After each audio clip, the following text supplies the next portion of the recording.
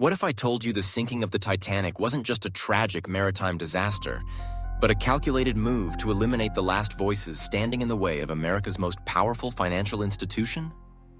What if the real story behind the Titanic has less to do with ice and more to do with money, control, and the creation of the Federal Reserve? Let's connect the dots. In the early 1900s, the United States was booming. Industrialization was accelerating, and the American economy was exploding with innovation, investment, and inequality. But it was also unstable. The country was plagued by frequent banking panics, financial collapses that sent the economy into repeated recessions. The banking elite, led by titans like J.P. Morgan, began calling for a central banking system to stabilize markets. Or so they claimed. In reality, many believed they wanted a centralized authority to control interest rates, issue currency, and act as a lender of last resort, a structure that would ultimately consolidate financial power into the hands of a few. But not everyone agreed. Several powerful and wealthy men stood firmly against the idea of a central bank.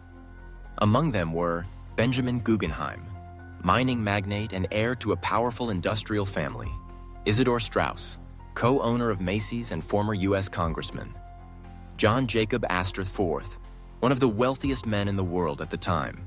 These were not fringe voices. They were men of immense influence, fortune, and independence. And they publicly opposed the formation of a central bank, warning it would give too much power to unelected bankers. They believed in sound money, gold-backed currencies, and decentralized financial systems. They were deeply skeptical of giving a handful of men control over the nation's money supply. And all three boarded the Titanic. The RMS Titanic set sail on April 10, 1912, hailed as the most luxurious and unsinkable ship ever built. It carried the elite of the elite, businessmen, celebrities, and society's upper crust. Also on board were J.P. Morgan's competitors and critics.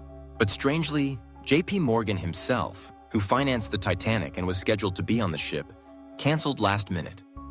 His reason? He claimed he was ill and needed to rest in France. Yet the very next day, he was photographed in perfect health, shopping in the French Riviera. Coincidence? On April 14, 1912, just before midnight, the Titanic struck an iceberg and began taking on water. Over 1,500 people died, including Astor, Straus, and Guggenheim. They went down with the ship, and with them their voices of opposition. Survivors noted strange details. The ship received iceberg warnings, but continued at full speed. Nearby ships saw flares, but failed to respond. Lifeboats were half-filled. Rescue efforts were slow and chaotic. Many now argue that at best, it was gross negligence. At worst, something more deliberate. 1 year later, in 1913, Congress passed the Federal Reserve Act during the quiet days leading up to Christmas with minimal opposition. The bill created the Federal Reserve System, America's first central bank.